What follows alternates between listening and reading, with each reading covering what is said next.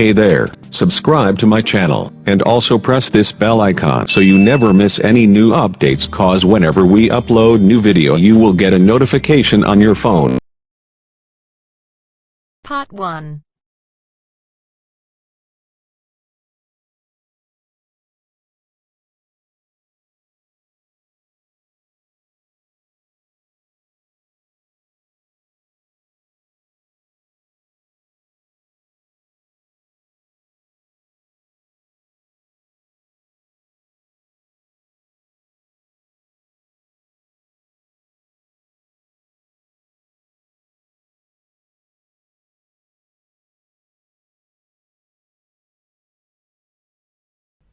You will hear a telephone conversation between a teacher from the art centre and a female student's father about her art courses. First, you have some time to look at questions 1 to 3.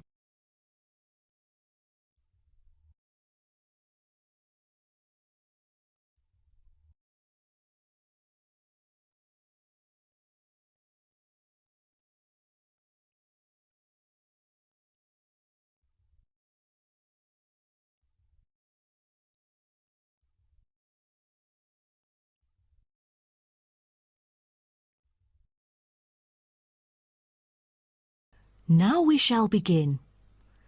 You should answer the questions as you listen, because you will not hear the recording a second time.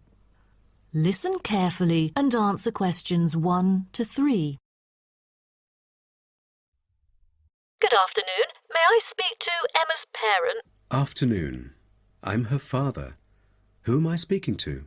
This is Emma's teacher, Jane Carson, calling from the Arts Centre. I'm just calling to talk about her drama class at the centre. Oh, thank you for calling. How's Emma doing in drama class? You know, she just transferred here last month, unlike the others in her class who have been taking the course the whole semester since June. So I'm a bit worried that she might not fit in so well. There's no need to worry. She exhibits a strong performance in her drama class. Is that so? Yes, she didn't adapt to the new environment as quickly as I originally expected, and seemed a bit shy at first, but a few days later she made a couple of friends and became more talkative and also more involved in class. Emma really is a role model for others because she has always been an active participant during class. She voices her own ideas and is very creative. I didn't expect that. But I can tell that she really enjoys the course, because she's been talking about it at home frequently these past few weeks. That's great to hear. Interest is always the best teacher. I also have to inform you that there's been an adjustment in the timetable of the drama class next term. Why is that? It's not that the music room that we currently use isn't available. As there are too many enrolling for the coming semester, increased class size means that space is limited to house the whole class. Also, the new classroom we use is not available during the current time frame, so I'm afraid we have to change the time for it. I see. So when would it be? As you know, the current class begins at 3:15, but the new time of the drama class would be 4:45. I'm afraid I have errands to run during that time. On the other campus, the class still begins at 3:15, but for the campus Emma goes to, it is the only time available for drama class. Oh, I see. I have to make adjustments to my course schedule then. No problem. Before you hear the rest of the conversation, you have some time to look at questions 4 to 10.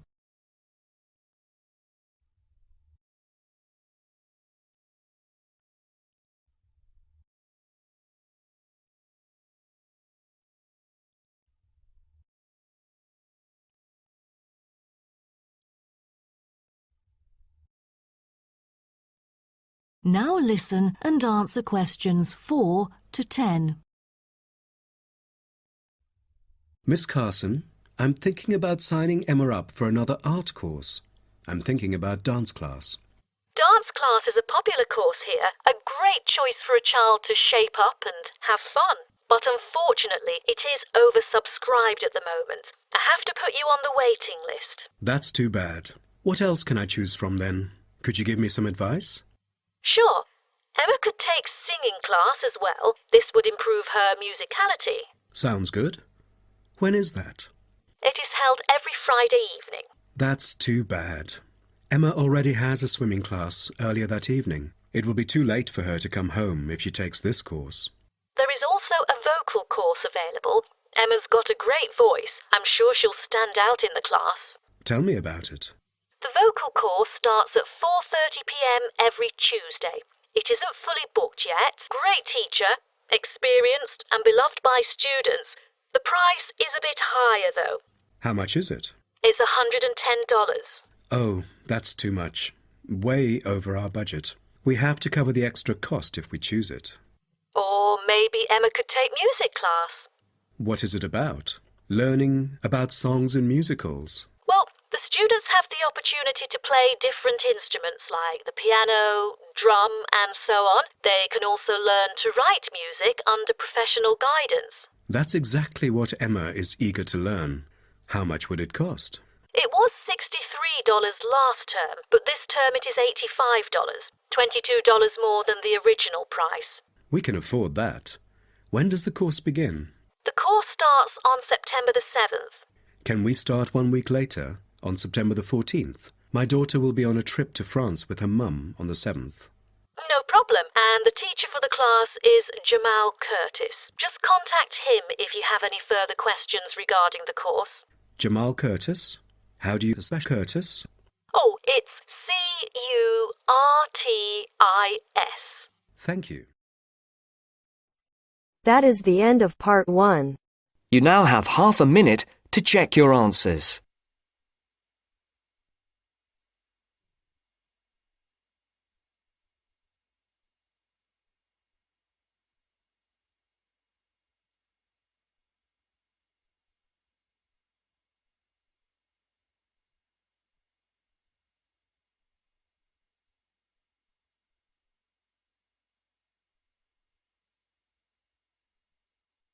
Now turns to part 2. Part 2.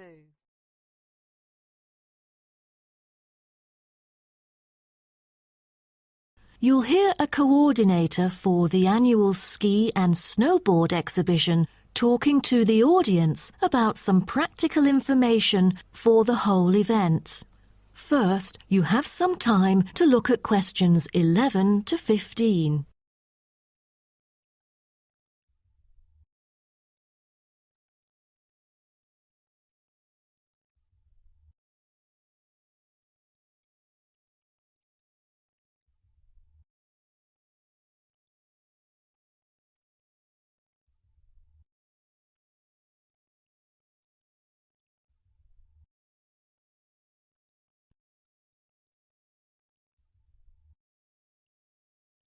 Now, listen carefully and answer questions 11 to 15.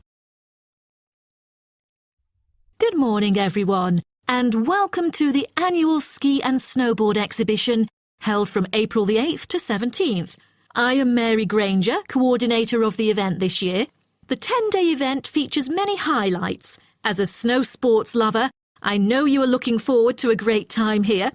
Now, I'd like to offer you some practical information about the whole event and what to expect from it. This might be the first time coming here for some of you, so for those who are still wondering about the right accommodation, I recommend Sky Hotel. It has its own health and sports clubs, just like most of the hotels here, but I love it because of its incredibly cosy beds, which guarantees good rest after an exhausting day of exploration. If you haven't brought your own equipment, like poles, boots and skis, they are available for purchase or rent at Ski Set or Snow Rental. The exhibition this year provides a colourful look into the history of skiing and an inspiring peek into the future prospects of the sport. Apart from the fascinating photo exhibitions and the most up-to-date skiing gear like always, this year we have added 4 computers which can imitate the process of skiing, ensuring the same physical activity and sensations that appear during the skiing process on downhill slopes. But I have to warn you that it might be quite time-consuming to line up for the free trial experience. Many have posed the question as to how to enter the skiing and snowboarding competition. Well, rather than filling out the back of the entrance ticket or bombarding the committee with emails, the most effective method is by checking out the exhibition newsletter delivered every month for availability. At the most beloved local event, the exhibition has also drawn attention from the press. Last year, massive media coverage was on the worrisome amount of snowfalls. In order to avoid the same predicament, several artificial skiing slopes have been built. With more participants this year, we have lowered the entrance fee, which has been widely reported to local newspapers. A bonus for our participants is the ski programme. It offers a wide variety of lessons and sessions with qualified instructors, ensuring that all ages and abilities are catered to, from the first-timers to seasoned amateurs. I strongly advise you to sign up for the programme, as it is offering an unprecedented 30% discount. That's mainly because we are cooperating with the programme organiser, who promises affordable prices only for the participants of the festival this year. Before you hear the rest of the talk, you have some time to look at questions 16 to 20.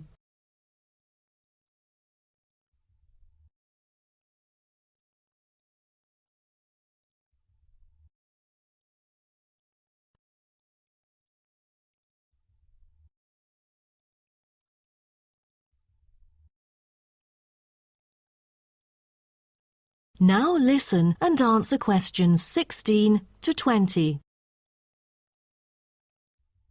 Now, I would like to introduce you to the list of presentations during the following week so that you can better plan your schedule.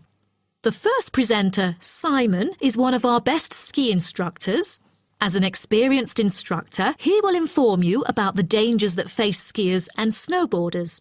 Accidents happen mostly to those who are careless or ignorant. Good risk management involves considering both the probability and consequences of an accident. The next speech, titled Solution, is given by Jamie Kurt. A list of problems may occur to novice skiers and snowboarders, so he is going to offer useful information for first-timers on choosing the appropriate gears, the right dress code, and ways of protecting your skin. For instance, some of you may have rented the skiing equipment, but rental footwear is notoriously uncomfortable. Then, Jamie will provide instructions to help make your footwear fit better. The third speech is about a documentary introducing skiing and snowboarding and the difference between the two sports. It also depicts a group of snow lovers exploring new slopes with breathtaking views. The director, Andy Fisher, will be there, addressing the whole shooting experience. The fourth talk is about the tricks of skiing, presented by Harry Tyson. It is most useful for those who have already tried skiing, yet still need more practice to master the sport. Harry will teach you how to turn more skillfully. A lot of people can keep their skis roughly parallel, but there's no point if you make it hard to work with and slide around out of control. Useful exercises will also be suggested to improve your parallel skiing technique so that you can tackle steeper slopes and enjoy yourself more. Jason Smith will be the last presenter, mainly addressing towards advanced skiers. He manages to apply snow climbing into skiing. Climbing in soft snow, you are floundering around. Walking becomes harder. So, a good trick during climbing is to maintain a wider gait, approximately shoulder width, so that you are more stable while walking. This works for skiing as well. That is the end of part 2. You now have half a minute to check your answers.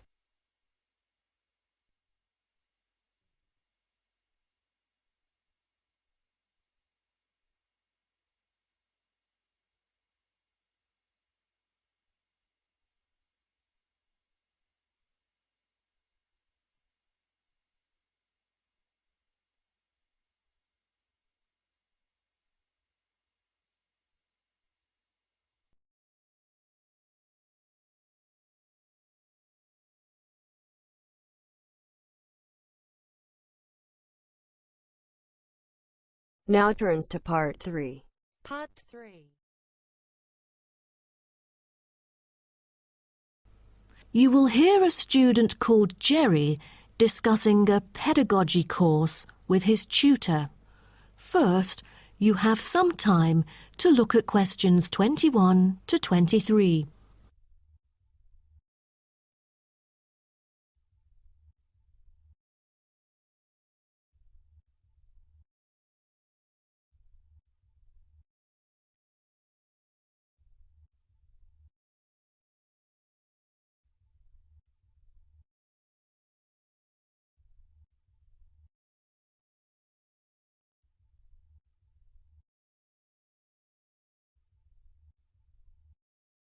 Now, listen carefully and answer questions 21 to 23. Jerry, how did it go with preparing your lessons? Is there anything you would like to discuss? Well, this is actually the first time that I have ever taught in an elementary classroom. After 8 years of learning pedagogy, I want to practice what I've learned in an instructive manner. But I'm a bit stuck right now. You know, the topic I want them to research is a bit hard for pupils. I'm afraid that they won't be able to handle it on their own. So I need new ideas on designing more effective teaching methods. Mr. Carter, do you have any suggestions? Well, you should probably read this book called Professional Learning, written by J.K. Simmons.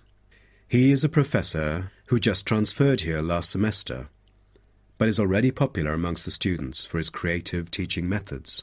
There is an extensive range of learning approaches mentioned in the book, including approaches for team research, which might be helpful to you. You mean dividing the students into groups to do research? I've never thought of this before. How does it work? Professor Simmons has already demonstrated how efficient this approach can be. Basically, it aims to increase cooperation between students so they can present the results in a collaborative fashion. It helps them to develop their own voice and perspective. I'll check out the book as soon as possible. It seems I can borrow some of the essential concepts and work them into my course design. Before you hear the rest of the talk, you have some time to look at questions 24 to 30.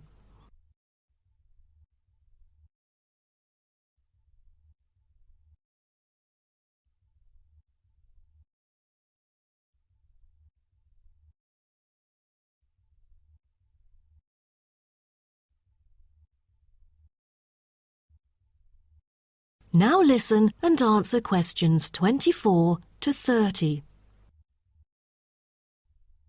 Well, I was thinking maybe I could use both observation and non-observation as a part of my teaching methodology. Could you take a look at my teaching plan? Sure. What kind of observational methods do you have in mind? For the observational part, I intend to include two approaches. First, the pupils can assess each other's behavior. I feel that reviewing fellow students through criteria-based reference evaluation allows constructive feedback. It can also improve their understanding of the subject material. That's a smart move for a large class that would be hard to observe all by yourself. Also, you might want to get the feedback from several different individuals rather than just one. So how do you plan to carry out the peer assessments? Oh, every pupil will be required to write a diary, which includes group projects, presentations, and in-class discussions. They'll put down their remarks. I'll collect them on a regular basis, which can also help me see whether they can keep up or not. Good. What else do you intend to do? Besides that, I also plan to do video recording. I've already purchased a camera, just in case I miss anything important. I can go back and review their performances anytime I want. Would you record every in-class activity? No, I'll just keep track of an in-class simulation, which would require every pupil to fully participate. Students will act as members of a city council meeting, discussing issues like whether or not prohibition should be instated in the United States. This kind of teaching method is both inspiring and challenging, I can't wait to see how yours works out. Do send me a copy of the assessment afterwards, will you? No problem. So, what do you have in mind for the non-observational approaches? Well, my plan is to quantify the statistics. Numbers do not lie. It is the most direct way to measure their performance. See how well they've learned. Where does the data come from? I'll evaluate the test results, including the midterm, final exam, and pop quizzes, which would only take up about 40% of the overall assessment. Sounds like a lot of tests and assignments. Please remember that you don't want to wear out your students. Keeping them engaged is the key to efficient learning. Once they are exhausted, they just stop trying. Oh, I haven't thought about that. You are right.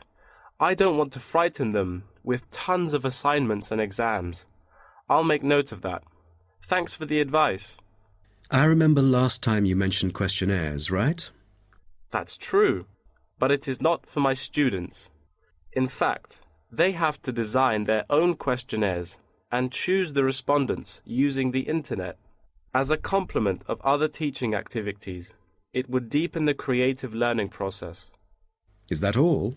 Oh, the pupils will have to conduct interviews of their own, and for this, they get to choose anyone they like, including relatives, friends, and acquaintances to answer the questions. Seems to me that you have figured out most of your teaching methods, but you still need to polish some of the activities.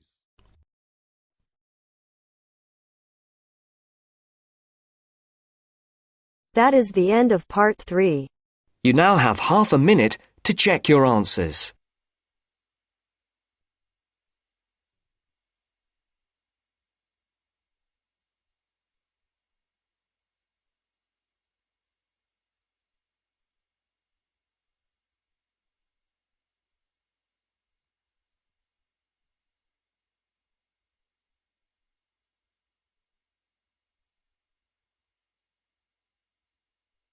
Now turns to part 4. Part 4. You will hear part of a lecture about urban migration. First, you have some time to look at questions 31 to 40.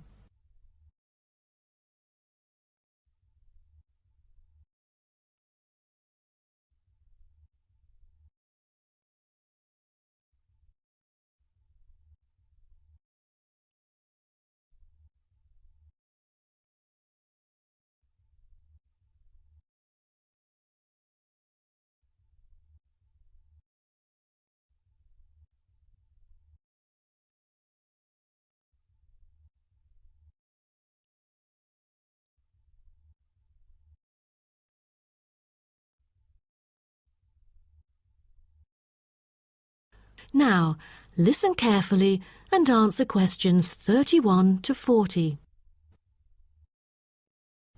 Good afternoon, and welcome to my talk on urban migration today.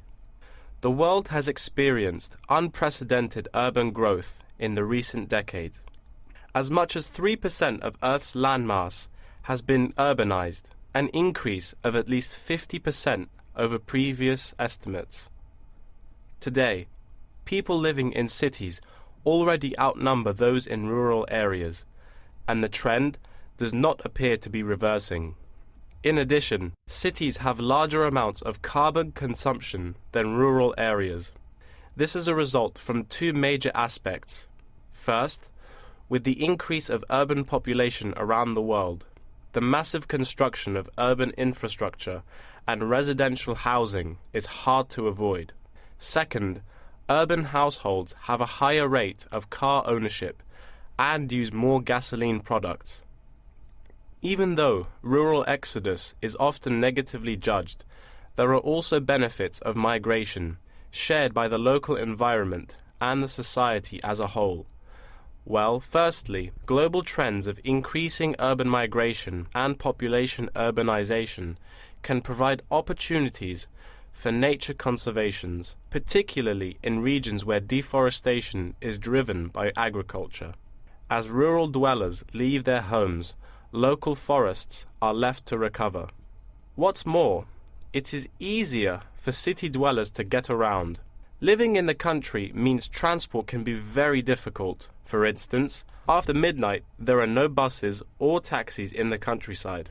However, there is still a number of public transport modes to choose from in the city. Finally, with more funds and advanced technology, cities endeavor to produce clean energy. New power plants have been built to take harmful methane gas created by the decomposition of rubbish and convert it into electricity. By doing so, an important greenhouse gas is turned into useful energy rather than being directly emitted into the atmosphere. The hustle and bustle of city life offers women the opportunity to explore different professions and pursue their own careers. Women in cities work as engineers, managers, and even football players. This change of roles has affected their marital status and family life. More women are choosing their careers over marriage, which raises the graph of late marriages. As a result, more are remaining single well into their late 30s. They want to be independent and earn money on their own. It is also easier for them to get a promotion while working in the city. Women are slowly achieving wider participation at work, while in rural areas, the mindset is still very conservative.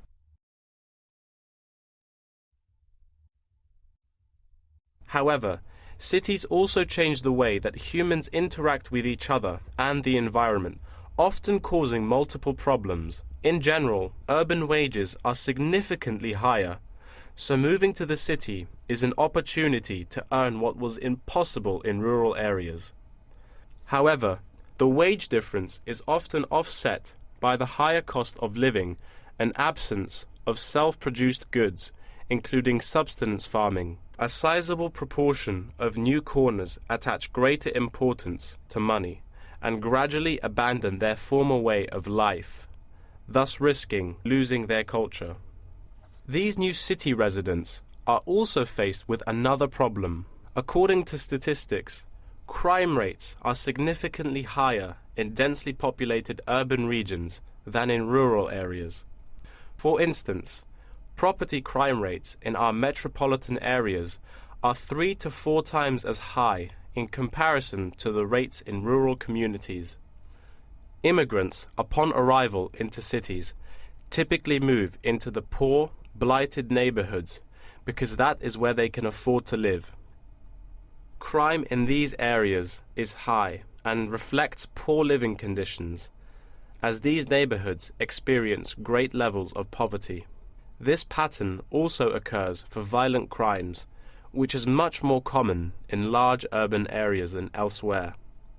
In addition, traffic congestion and industrial manufacturing are prominent features of the urban landscape, which take their toll on the natural environment and those who depend on it. Air pollution from both cars and factory emissions affect the health of countless urban residents. Rural to urban migration can boost the urban economy. With a better economy, cities provide their residents with better welfare, but the concentration of services and facilities such as education, health, and technology in urban areas inevitably contributes to greater energy consumption. Another problem with life in the city is traffic congestion. It makes people late to work and thus stresses us out before we even get there.